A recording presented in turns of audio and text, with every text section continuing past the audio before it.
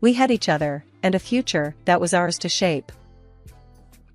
At 58, life had settled into a comfortable rhythm for me. My days were filled with the simple pleasures of home life and long, leisurely walks with my husband, Tom, who had recently retired. Our son, Danny, had grown into a man of 30, married to Clara, a woman with whom my relationship could best be described as strained.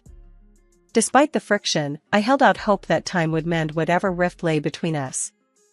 It was a typical Thursday afternoon when the phone rang, slicing through the quiet hum of our home. Tom was out in the yard, probably fussing over his tomato plants, and I was knee-deep in a book, enjoying the kind of peace you only get when you've retired to the outskirts of the city. Our life was simple, the way we liked it. "Hello?" I answered, expecting it to be Tom, maybe needing a hand with something outside. "Hey, Mom, it's Danny." His voice, always a bit hurried, sounded even more so today. "Danny, what's up? Is everything okay?" I sat up, my book forgotten. Calls in the middle of the day were rare. Danny's job kept him busy, and Clara, his wife, even busier with her own things. Yeah, everything's fine. Listen, I was wondering.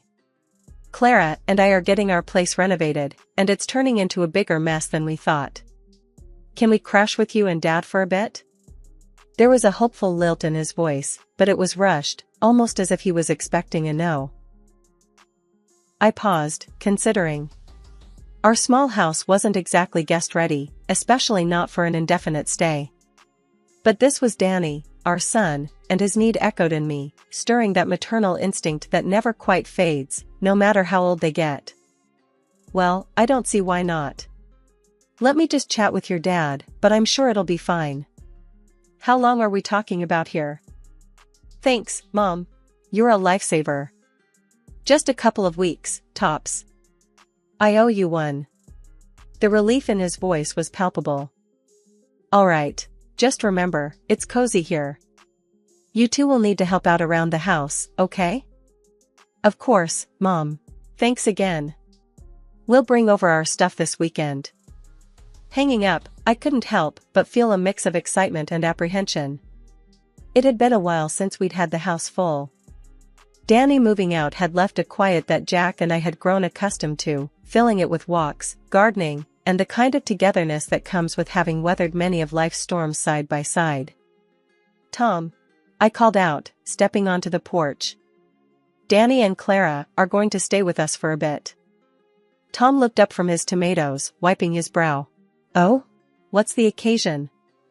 Their apartment's a war zone, renovations gone wild. They need a place to crash. He chuckled, a deep, warm sound. Well, it'll be nice to have some extra hands around. When are they coming? This weekend. Better get the spare room ready then. And maybe stock up on coffee, you know how Danny is in the mornings.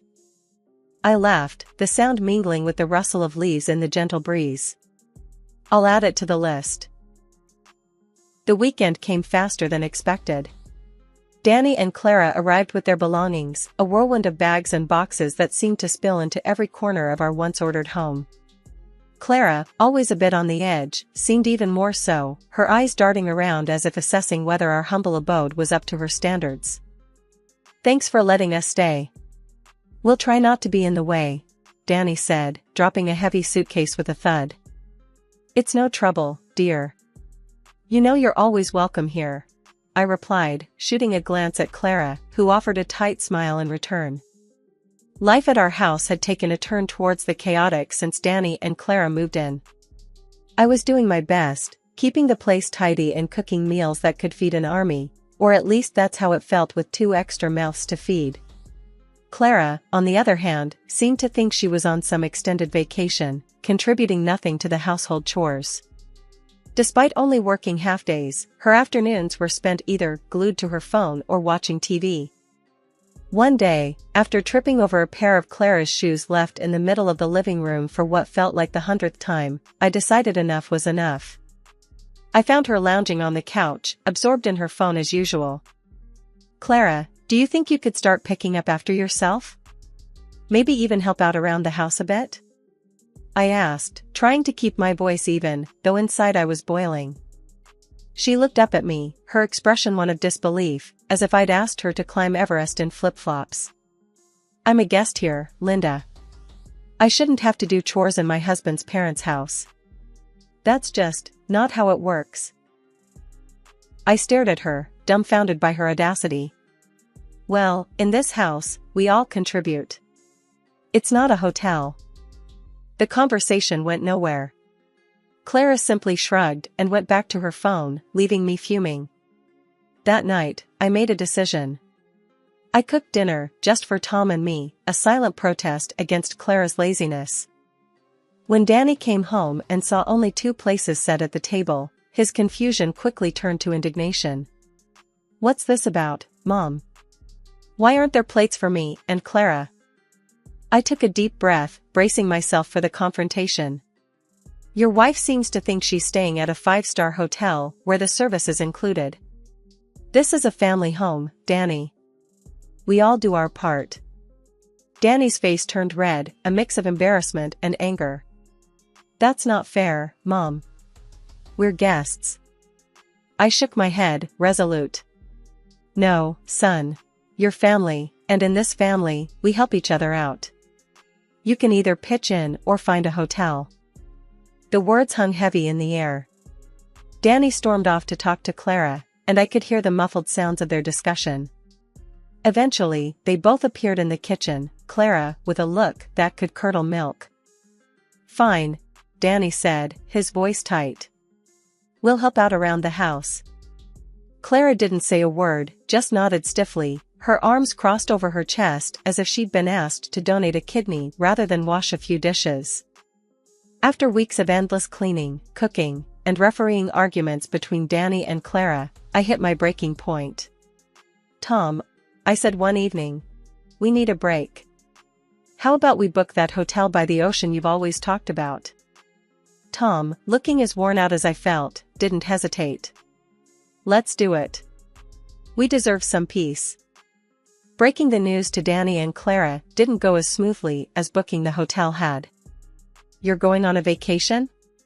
Danny asked, disbelief coloring his tone. Why? You're always at home. I bristled at his response, the insinuation that my days were leisurely enough as it was. Even people who stay at home need a break, Danny.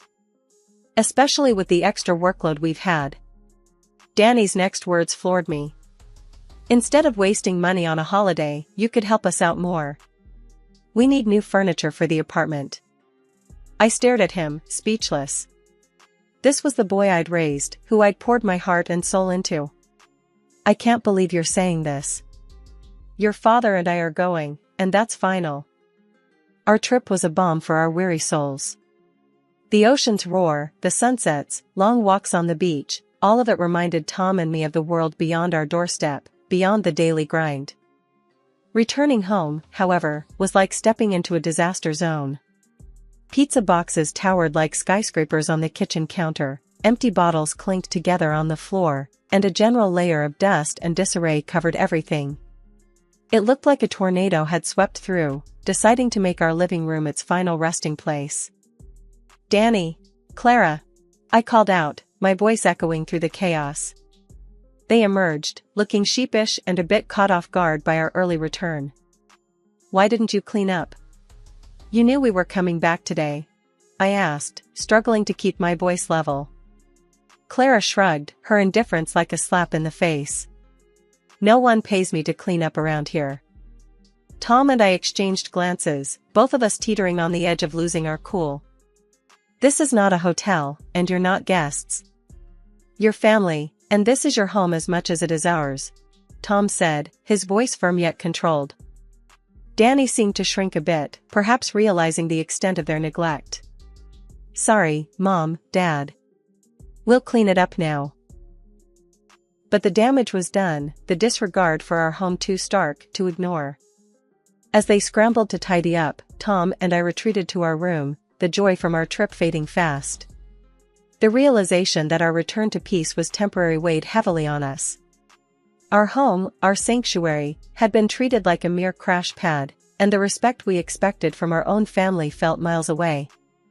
As December rolled around, the chill wasn't just in the air, it had settled right into our home, thick and palpable. Christmas, a time I'd always cherished for its warmth and togetherness, felt under threat this year. Still, I was determined to keep traditions alive, to find some joy in the season, despite the tensions. "Tom," I said, pulling out boxes of decorations from the attic, "let's make the house look festive. Maybe it'll lighten the mood around here." Tom nodded, a small smile breaking through his usual reserved demeanor. "That sounds like a great idea, love. Let's deck the halls, then." The process of decorating became a bittersweet activity. Each ornament, each strand of lights, was a memory, a reminder of Christmases past when Danny was just a boy, his eyes wide with wonder at the sight of the tree all lit up. This year, however, Danny and Clara seemed more distant than ever. When I asked if they wanted to join in, Danny shrugged. "We're actually planning to go to the mountains for Christmas, just Clara and me." The news hit me harder than expected. "Oh, I see. Well, that sounds like a lovely trip," I managed to say, my voice steady, despite the pang in my heart. Clara, who'd been silent, finally spoke up. "Yeah, we thought it'd be nice to have a change of scenery. Besides, it's not like we're missing much here, right?" Her words, sharp and dismissive, stung. I bit my tongue, focusing on the garland I was untangling rather than the growing gap between us. Determined to inject some warmth into our strained relations, I thought of a simple yet hopeful gesture. "Tom, what if we give everyone lottery tickets for Christmas? It's fun, and who knows, it might even bring us some luck." Tom, ever supportive, just nodded. "Sure, love. It's worth a try. Might lighten the mood around here."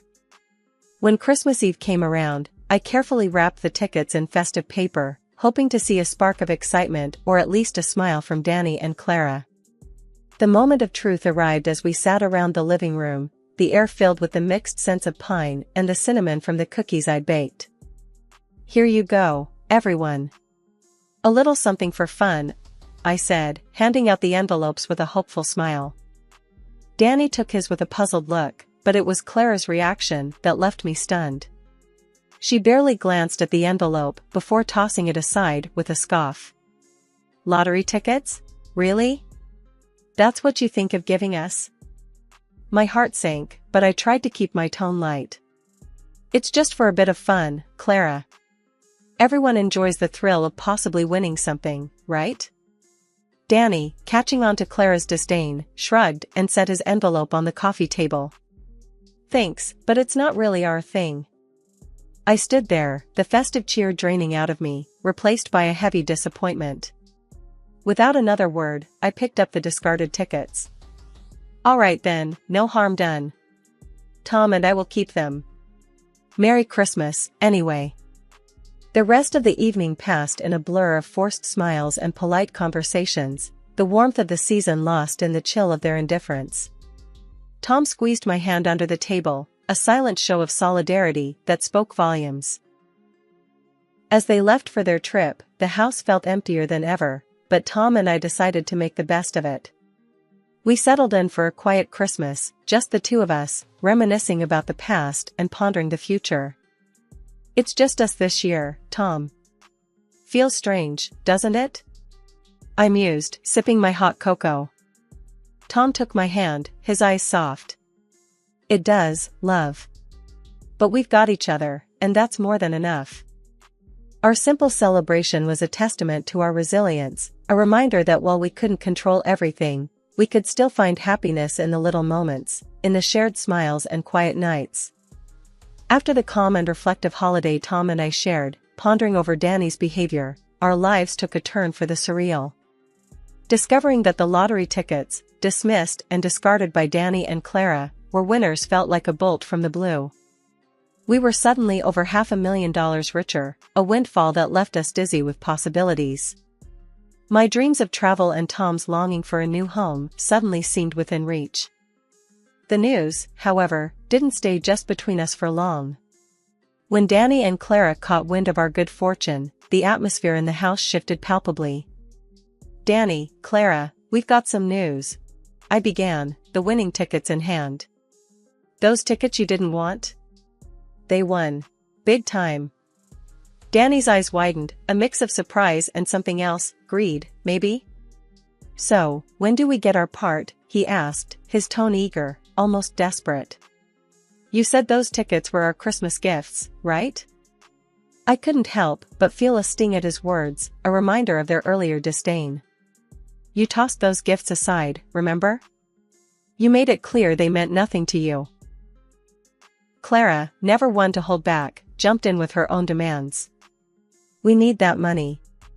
I've been looking at cars, and—" "Stop right there," I interrupted, my patience fraying. "You can't reject a gift and then claim it when it suits you. And as for the money, it's ours. We're thinking of traveling, maybe even buying a new home. And it's time you two found your own place. Your apartment's renovation has been done for ages." The conversation spiraled from there, Clara's face turning a shade of red I'd only seen on tomatoes in mid-July. She stormed off, her exit marked by the slam of a bedroom door, leaving a heavy silence in her wake.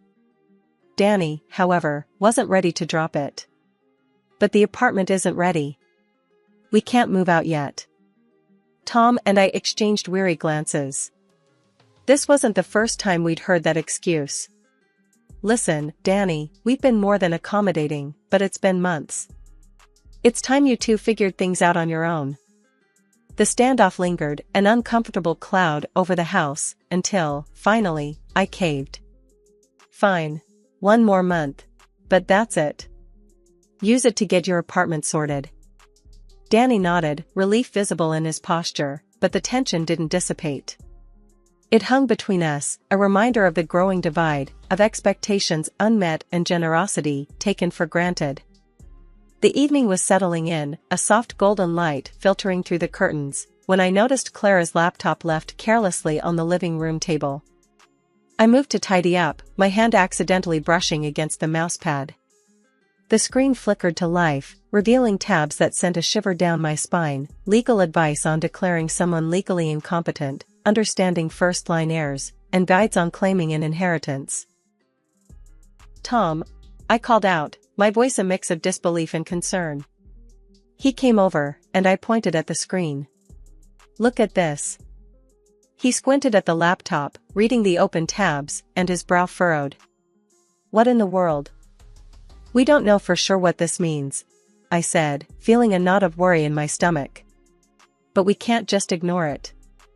Tom nodded, his usual calm demeanor taking on a hint of steel. "We won't. Let's make sure we're protected."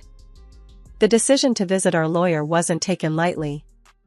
We explained the situation without naming Clara directly, seeking advice on how to safeguard our assets and ensure our will reflected our wishes. The lawyer recommended updating our will to protect our estate, advice we took to heart.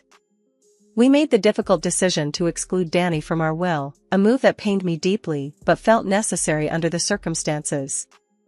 Additionally, I took steps to secure our bank accounts, adding extra layers of security and setting conditions for withdrawals and transfers. It was a precautionary measure, one I hoped we'd never need, but the peace of mind it provided was invaluable. Once these protections were in place, I called Danny. My heart was heavy as I spoke, the words tasting bitter on my tongue. "Danny, your father and I have decided to go on a long cruise. We need you and Clara to find your own place within a week." His response was a mix of surprise and frustration. "A week? That's not a lot of time, Mom." "I know, and under different circumstances, we'd offer more time. But this decision is final. It's time for all of us to move forward," I said, trying to keep my voice steady. After the call, Tom and I shared a long, silent look. The news of the upcoming cruise was a way to push Clara to take decisive action. On a crisp Saturday morning, with a plan heavy on our hearts, Tom and I decided to leave a recording device hidden in the living room. Our home, once a place of warmth and laughter, had become a stage for a plot that chilled us to the bone. With the device set, we went for a walk, hoping the fresh air would clear the storm of emotions brewing inside us. Upon our return, the aroma of dinner welcomed us, a surprise from Clara, who had never before taken the initiative to cook for us. This unexpected act of kindness left us bewildered, teetering on the edge of hope and suspicion. "Let's listen to the recording before dinner," I suggested, my voice barely above a whisper. Tom nodded, his face etched with worry. In the privacy of our bedroom, we played the recording. The voices of our son and Clara filled the room, unveiling a plan so dark it felt like a punch to the gut. Clara, with her knowledge from working in a psychiatric center, detailed how they could use certain drugs to incapacitate us, with the end goal of declaring us legally incompetent and seizing control of our assets. Hearing Danny's hesitant agreement was a betrayal that cut deeper than Clara's scheming. Our own son, complicit in a plan that would rob us of our freedom and our life's work. The recording ended, and silence engulfed us, a silence heavy with the weight of shattered trust. Tom reached for my hand, his grip firm, a silent vow that we would face this together. "We can't confront them directly," I said, my mind racing. "We need to be smart, to protect ourselves and expose their plot without putting ourselves in danger." Tom agreed, his jaw set. "We'll play along for now, but we're taking steps to secure our safety and our assets. They won't know what hit them." The decision to act as if nothing had changed was one of the hardest I've ever made. To sit at the dinner table, sharing a meal Clara had prepared, knowing her intentions, required a strength I didn't know I had. We thanked her for the dinner, exchanging pleasantries while a storm raged within us. Our son, our flesh and blood, had been drawn into a scheme against us, and we were determined to find a way to reach him, to remind him of the values we had tried to instill in him. As we laid our plans, Tom and I knew the road ahead would be fraught with challenges. But together, we were resolved to navigate it with grace, to emerge not just unscathed but stronger. After the harrowing discovery and the tense days that followed, Tom and I decided to handle the situation with as much grace and caution as we could muster. We played along with Clara's plan, pretending that the effects of the supposed drugs had taken hold. The day she planned to administer the final dose, we had already set our plan into motion. That evening, as we sat down to what was supposed to be our last meal in our own home, the doorbell rang. Clara, confident in her victory, went to answer it, only to find the police on our doorstep. I had called them earlier, explaining our suspicions and the imminent danger we believed we were in. "We believe there's been an attempt to harm us," I told the officers, my voice steady despite the turmoil inside. "Could you please analyze this tea?" Clara tried to intervene, her face a mask of panic as she reached for the kettle, but one of the officers was quicker, securing it for evidence. The investigation that followed was swift and damning. The evidence against Clara was overwhelming, leading to her conviction. While it pained me to see my family torn apart this way, the safety and well-being of Tom and I had to come first. We received a significant financial compensation, but no amount of money could repair the emotional and relational damage that had been inflicted. In the aftermath, Danny and Clara's marriage crumbled, and he moved away, starting anew in another city. Though our hearts ached for what could have been, Tom and I knew that some bridges were too charred to be crossed again. A year later, Clara reached out, claiming to be pregnant and in need of financial support. The call was a jarring reminder of the pain we had endured, but it also underscored the distance we had come. "You know that's not possible," I said firmly before ending the call and blocking her number. It was a definitive closure on a chapter of our lives we were eager to leave behind. Tom and I sold our old house, the scene of so much strife, and moved into a new home that was everything we had dreamed of. It was our sanctuary, a place where the shadows of the past could not reach us. The sale, coupled with our financial compensation, left us with more than enough to fulfill our dreams of travel and a carefree life. As we settled into our new home, we often reflected on the journey that brought us here. The trials we faced tested our resolve, our morality, and our behavior towards those we had once considered family. But in the end, we emerged stronger, with a renewed appreciation for the peace and security we had fought so hard to protect. Here's to new beginnings. Tom said one evening, raising a glass in our new living room, the sunset painting the sky outside with hues of gold and orange. New beginnings, I echoed, the words a promise of hope, of adventures yet to come, and of the unbreakable bond that had carried us through the storm. Our story was not one of revenge or bitterness, but of resilience, of the moral courage to stand up for ourselves, and of the profound belief that moving on was not only possible but necessary.